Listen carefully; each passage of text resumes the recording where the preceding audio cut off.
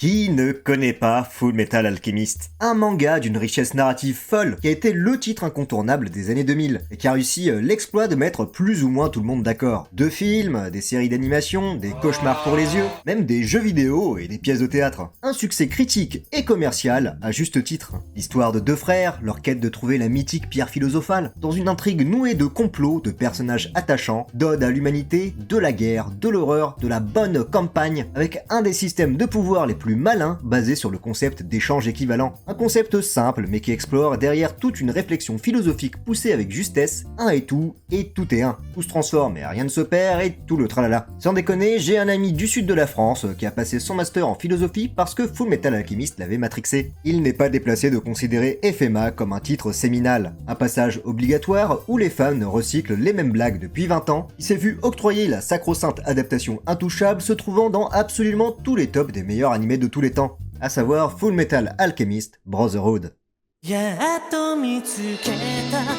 Et je suis prêt à parier que beaucoup de fans familiers à FMA ont découvert la franchise par Brotherhood, car c'est la première chose vers laquelle on est dirigé, en plus des attentes énormes qui accompagnent la réputation de la série. Mais étant un vieux de la vieille, je suis tatillon. Non mon ami, on t'a menti. Brotherhood n'est pas une adaptation parfaite. Non pas que la série ne mérite pas les louanges, ou qu'elle soit mauvaise, loin de là, mais une remise en contexte est nécessaire. Brotherhood est en réalité une réponse à un autre élément énorme de la franchise. Car quelques années auparavant, en 2003, il y a eu une autre série, sobrement intitulée Full Metal Alchemist, où Agane no Renki Tsukushi citait le mec le plus chiant de la Terre. Même Agaren, stop monsieur, vous n'êtes pas japonais. Je suis japonais, Tomo, je suis fils du soleil levant. Et si je te disais que Brotherhood n'a été réalisé qu'aussi peu de temps après la première série, parce que cette dernière était un succès critique et commercial immense, que Brotherhood, par le même studio, ne s'est donc pas tant foulé que ça pour réadapter des scènes cultes qui ont tout leur poids dans la première série. Une série qui a pris une tournure déviée du manga et qui a autant, voire peut-être plus participé au succès de la série dans le monde entier. Parce que avant, FMA c'était ça,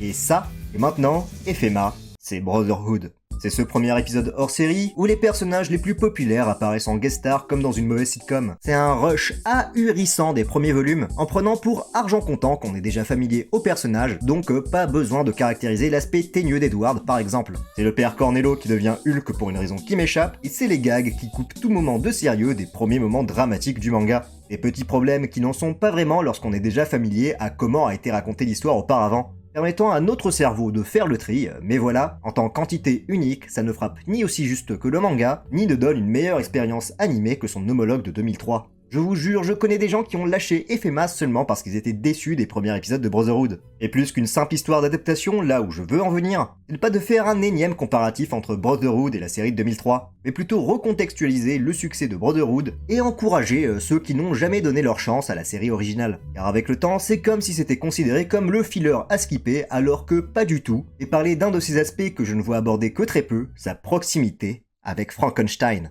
Dans Frankenstein de Mary Shelley, le savant fou Victor Frankenstein crée une créature vivante à partir de cadavres. Une créature immense et hideuse à la force surhumaine. Horrifié par sa création, Victor l'abandonne, mais la créature, maudissant son existence, poursuivra et tourmentera son créateur pour lui avoir donné une vie aussi pathétique. Dans l'adaptation de FMA de 2003, une différence fondamentale est la colonne vertébrale de l'intrigue, la nature des homonculus et de la transmutation humaine. Dans Full Metal Alchemist, les frères Elric tentent de ramener leur mère à la vie, en pratiquant une transmutation interdite de matériaux humains. De cet échange interdit naissent des créatures sans âme, les homonculus. Des humains factices aux capacités surhumaines, incapables d'utiliser l'alchimie, maudissant leurs conditions, éprouvant de la haine envers ceux qui les ont créés. Bref, vous voyez où je veux en venir. Ce qui est marrant, c'est que les homonculus, petits êtres de la fiole, font une apparition dans le second film Frankenstein, Bride of Frankenstein, où le docteur Pretorius a créé des humains miniatures. Regardez, il en est tout fier.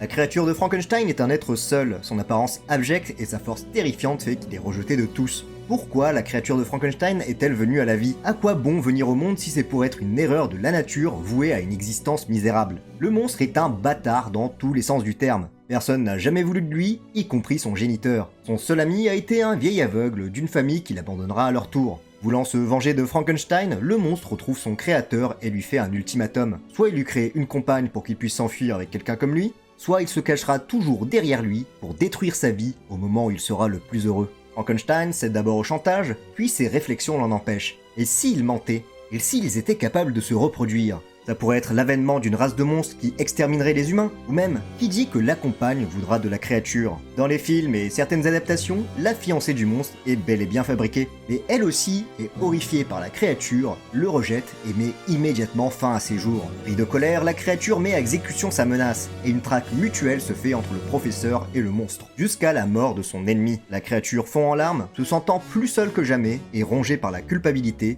la créature s'immole par le feu.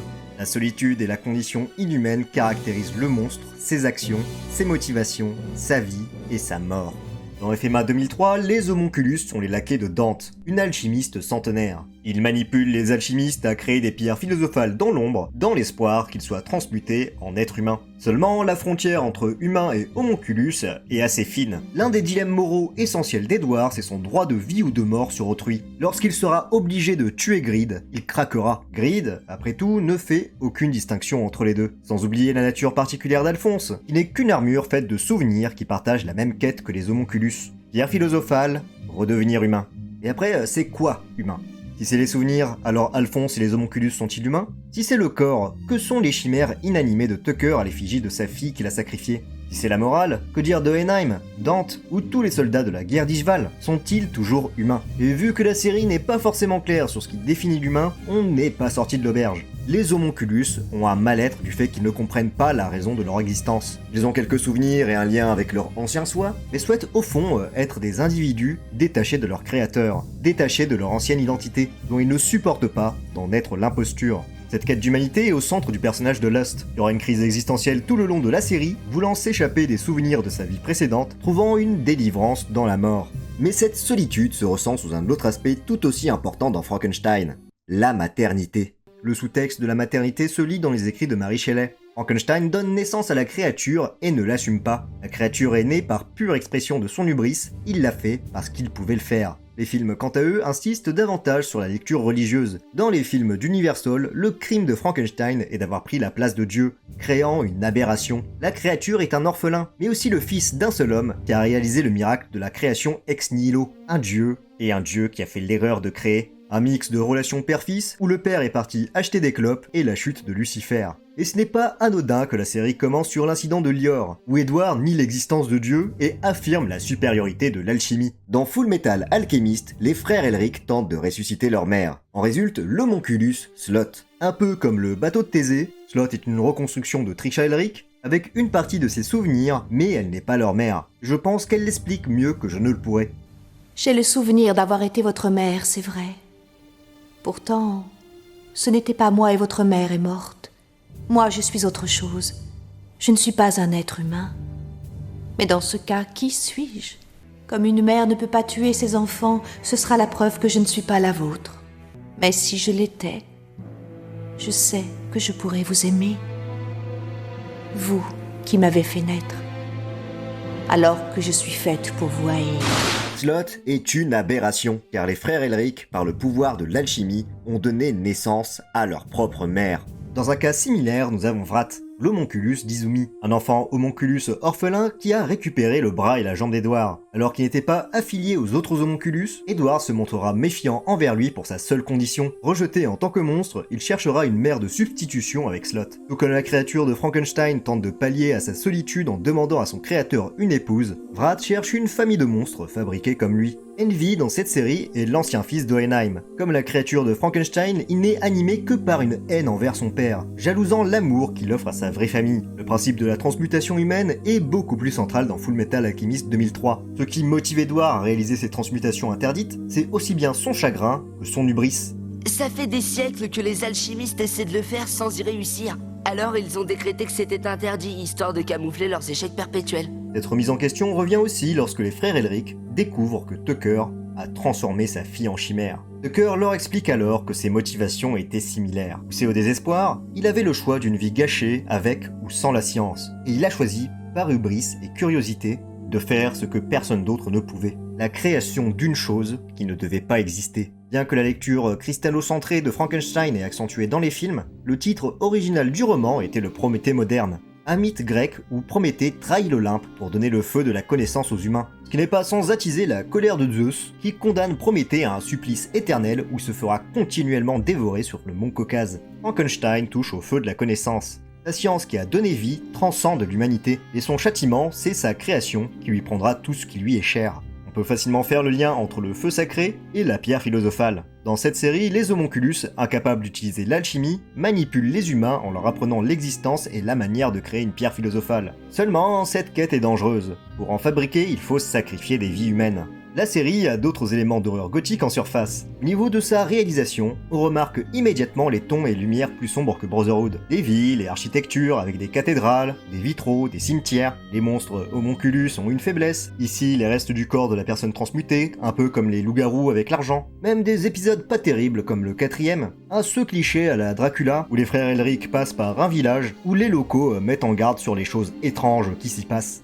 Et ce n'est pas tout. Je pense qu'il y a énormément à dire sur cette première série FMA, qui puise ses inspirations au-delà de celles d'Hiromu Arakawa. Autant de l'horreur gothique aux films de guerre, notamment à travers la réécriture de Mustang, où on fait le parallèle entre la culpabilité que ressent Edward dont l'hubris a fait perdre le corps de son frère, et Roy, qui dans cette version de l'histoire, est l'assassin des parents de Winry. De la relation fraternelle de Scar, de la nécessité de la violence quitte à devenir un paria, qui rejoindra les remises en question d'Edward au cours de la série. C'est un peu grossier de le dire, mais FMA 2003, c'est une série qui fait réfléchir. C'est d'où elle vient et tourmente ses personnages principaux dans une histoire qui prend aux tripes. Le rapprochement avec Frankenstein n'en est qu'un parmi tant d'autres à faire. La série prend des tournants en politique assez inattendus, en dressant des échos aux 2 guerres mondiales, en incluant carrément le méchant Monsieur Moustache dans le film. Cet animé a été un tournant personnel, et comme un échange équivalent, mon amour pour cette série m'a inconsciemment donné des affinités à l'horreur gothique. Et plus qu'une envie de réhabilitation, c'est surtout de tiquer la curiosité de ceux n'ayant vu que Brotherhood, qui ouvre sur une des adaptations les plus originales, osées et réussies de l'animation japonaise. Au point où on pourrait se demander si c'est pas plus une adaptation de Frankenstein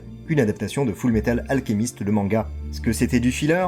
Une fanfic pas fidèle au manga? Peut-être. Et quoi qu'on en dise, ça reste assurément un must-see pour tout admirateur d'animation japonaise.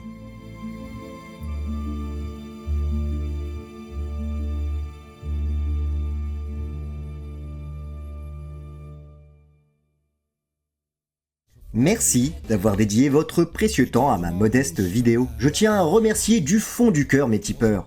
Inoufefe, Koya, Arnaud le Mystérieux, Fake, Ken Lantier, Sigil, Matt A, Souleva, Maywen, Ladyboy Carty, Lord Onyx, Leji, HKPK, Lily, Gozen, Artak, Squirrel, Surreal, Moldy the Dry, Keikoku la Luciole, Falco 708, Nightmare, Raymond le Squeletton et Solid Red Fox. Cette vidéo est possible grâce à vous, et pour ceux qui souhaitent me soutenir, le lien du Tipeee est en description. Même à hauteur d'1€, ça m'aide énormément, et nous sommes près du but. N'hésitez pas à liker et à vous abonner. Sur ce, à très bientôt pour de nouvelles aventures. In 1931, the world was horrified by the motion picture Frankenstein. In 1990, the makers of Basket Case and Brain Damage bring you... Want a date? Frankenhooker.